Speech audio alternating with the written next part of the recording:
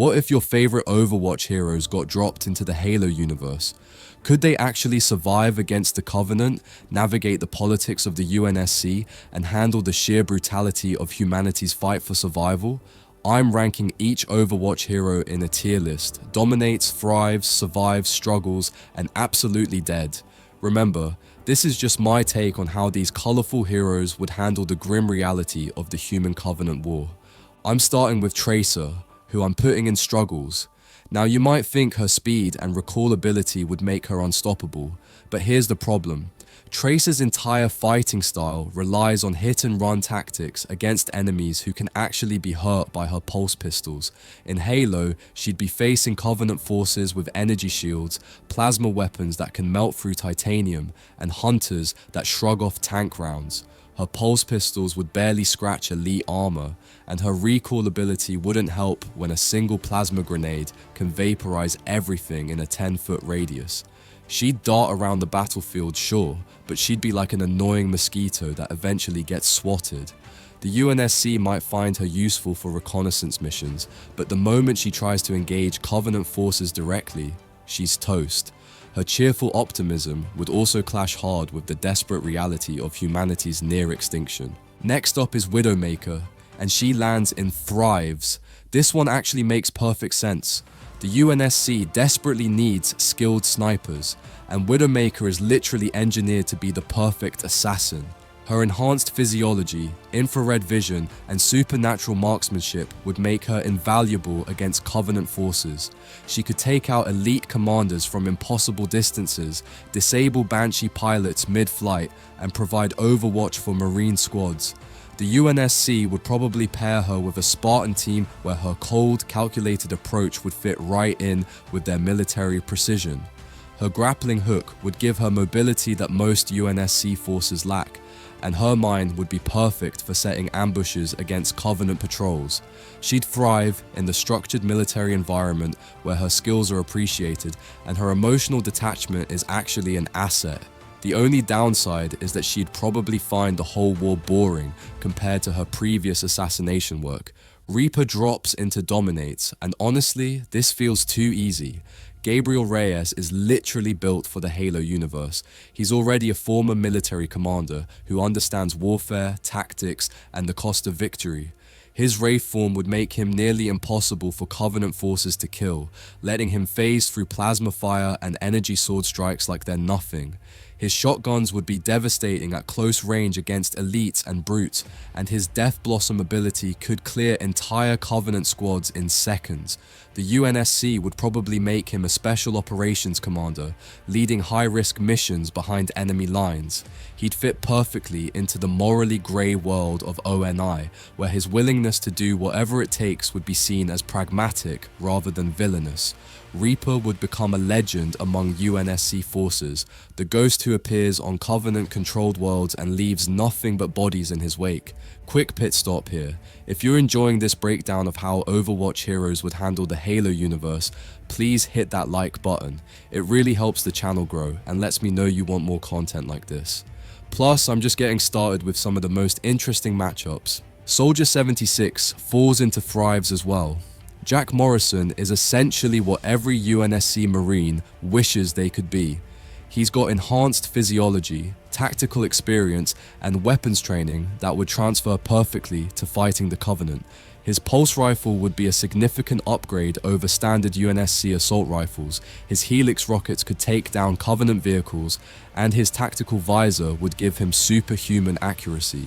The UNSC would probably fast-track him into a leadership position, maybe even consider him for the Spartan program if they could reverse engineer his enhancement process. His soldier mentality and dedication to protecting humanity would align perfectly with UNSC values. He'd probably end up leading Marine battalions against Covenant ground forces, using his experience and enhanced abilities to turn the tide of battles that would otherwise be hopeless. Jack would find purpose again, fighting for humanity's survival, and his natural leadership would inspire troops who are used to being outgunned and outmatched. McCree lands and survives, and here's why. Jesse McCree is essentially a gunslinger in a world of energy weapons and advanced technology. His revolver, while iconic, would be hilariously outclassed by Covenant plasma weapons. However, his quick draw reflexes and combat instincts would keep him alive longer than most. The UNSC would probably assign him to frontier colonies where his skills would be more relevant against human insurrectionists or small Covenant scouting parties. His flashbang ability would be useful for stunning enemies, and his combat role would help him avoid plasma fire. But let's be real, he's bringing a revolver to a plasma cannon fight.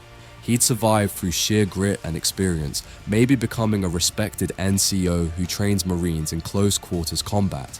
His cowboy attitude would clash with military discipline, but his results would speak for themselves. McCree would hate the bureaucracy and politics, but he'd find satisfaction in protecting innocent colonists from Covenant raids. Pharah absolutely dominates this universe. She's literally everything the UNSC wishes their pilots could be. Her Raptora suit gives her the kind of aerial mobility that would revolutionize human air power against the Covenant. Her rocket launcher would be perfect for taking down Banshees and ground vehicles, while her concussive blast could disable enemy formations. The UNSC would probably reverse engineer her suit technology and mass produce it for their air force. Pharah's military background means she understands chain of command, tactics, and the realities of war. She'd probably become an ace pilot leading squadrons of Marines equipped with modified Raptora suits. Her sense of justice and duty would align perfectly with humanity's desperate fight for survival. She could single-handedly change the balance of air superiority, giving human forces the mobility they need to compete with Covenant technology. Pharah would become a symbol of hope, proof that humanity could adapt and overcome even the most advanced alien technology. Junkrat falls into the dead category. Jameson Fawkes is a chaotic explosives expert in a universe that requires discipline and precision. His homemade bombs and jury-rigged weapons would be laughably primitive compared to Covenant technology. His frag launcher might take down a few grunts, but the moment he faces an elite with energy shields, he's done for. The UNSC has strict protocols and discipline that Junkrat would completely ignore. He'd probably blow up his own teammates before he ever damages a Covenant ship. His steel trap might catch a few enemies, but Covenant forces would quickly adapt and avoid his obvious explosive devices.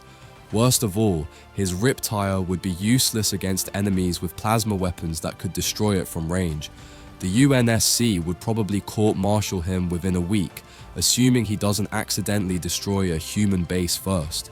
Junkrat belongs in the wasteland, not in a sophisticated military operation against technologically superior aliens. May drops in to survives, though barely. Her climate manipulation abilities would be surprisingly useful in certain situations. Her ice wall could provide cover for Marine squads under heavy plasma fire, and her cryo-freeze could disable Covenant vehicles temporarily. The UNSC would probably assign her to defensive positions where her area denial abilities shine.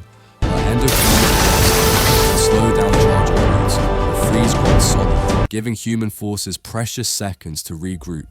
However, her pacifist nature would clash hard with the brutal reality of the human Covenant war. She'd struggle with the violence and desperation that defines every battle. Her scientific background might help UNSC researchers understand Covenant technology, but her combat effectiveness would be limited. May would survive through her defensive abilities and the protection of Marine squads, but she'd never thrive because of violent enemies. She'd spend most of her time in research facilities, using her knowledge to help Bastion lands firmly and dominates. This Omnic war machine would be exactly what the UNSC needs against Covenant ground forces. His sentry mode would provide devastating suppressing fire that could hold entire choke points against Covenant assaults. His minigun would shred through grunt formations and seriously damage elite shields, while his self-repair systems would keep him operational far longer than any human soldier. The UNSC would probably reverse engineer his technology to create automated defense systems for human colonies. Bastion's lack of emotions means he wouldn't be affected by the psychological horror of war. making him the perfect soldier for prolonged campaigns. His reconnaissance mode would make him excellent for scouting missions, while his tank configuration could break through Covenant defensive lines. The UNSC would mass-produce Bastion units if they could, creating an army of tireless machines to fight alongside human forces. He'd become the backbone of humanity's ground defense, proving that sometimes the best soldier is one that doesn't feel fear or doubt. If you're still watching, I want you to comment below which Overwatch hero you think would struggle the most in the Halo universe and why. I read every single comment and love seeing your thoughts on these crossover scenarios. It really helps me understand what content you want to see more of. Hanzo falls into the struggles category. While his bow skills are impressive, arrows are hilariously outdated against Covenant energy shields and advanced armor. His storm arrows might overwhelm a single elite's shield, but he'd be dead long before he could reload. His sonic arrow would provide useful reconnaissance, but the UNSC already has motion trackers and advanced sensors that do the job better. His Dragon Strike ability might look impressive, but it's too slow and obvious to hit experienced Covenant forces who can simply dodge or use cover. Hanzo's honor code and lone wolf mentality would clash with UNSC military structure. He'd probably end up as a special forces scout, using his tracking abilities to monitor Covenant movements. But in direct combat, he's bringing medieval weapons to a space-age war. His spiritual beliefs might give him comfort, but they won't stop plasma rounds. Hanzo would struggle to find relevance in a conflict where technological superiority matters more than individual skill. Torbjorn surprisingly lands in thrives. His engineering genius would be invaluable to the UNSC's war effort. His ability to upgrade and modify weapons could revolutionize human military technology. His turrets would provide automated defense for human bases and colonies, freeing up Marine squads for offensive operations. The UNSC would probably put him in charge of weapons development, where his creative approach to engineering could help close the technology gap with the Covenant. His molten core ability would be perfect for destroying Covenant vehicles and equipment, while his rivet gun would be effective against unshielded enemies. Torbjorn's practical approach to problem solving would mesh well with UNSC engineers who are used to making do with limited resources. He'd hate the bureaucracy, but love the challenge of outgunning technologically superior enemies.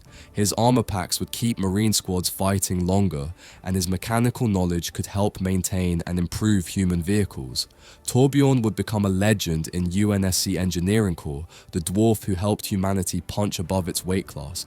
D.Va absolutely dominates this tier list. Hana Song is literally a mech pilot in a universe where mech technology could change everything.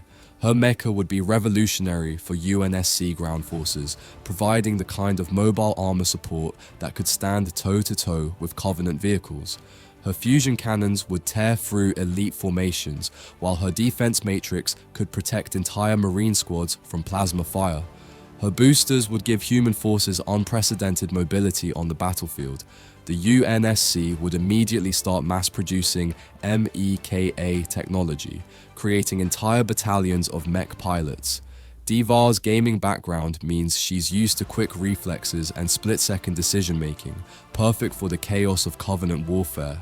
Her self-destruct ability could take out entire Covenant bases or disable capital ships if used strategically. She'd probably become a test pilot for new mech designs, helping the UNSC develop better and more powerful mechanical units. D.Va would love the challenge and excitement of real combat, though she might struggle with the permanent consequences compared to respawning in games. So there you have it, my take of how Overwatch heroes would handle the brutal reality of the Halo universe. From Reaper and Pharah absolutely dominating the battlefield to getting vaporized in his first encounter with an elite, it's clear that colorful abilities and optimistic attitudes don't always translate to survival in humanity's darkest hour.